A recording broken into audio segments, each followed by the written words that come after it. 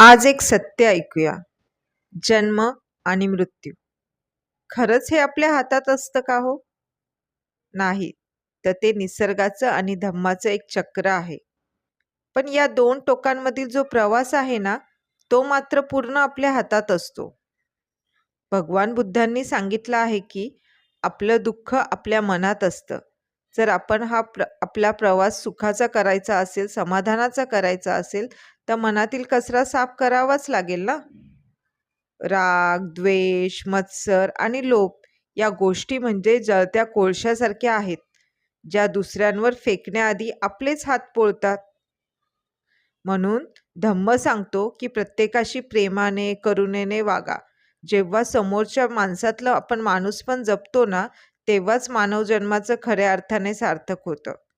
नेहमी लक्षात ठेवा, तुमच्याकडे किती संपत्ती आहे यापेक्षा तुम्ही किती लोकांच्या आयुष्यात आनंद निर्माण केला यातच जीवनाचं यश आहे. हा विचार तुम्हाला पटलाय का हो? कमेंटमध्ये नक्की सांगा आणि हा संदेश इतर माणसांपर्यंत पोचवा. नमो बुद्धाय. जय भीम.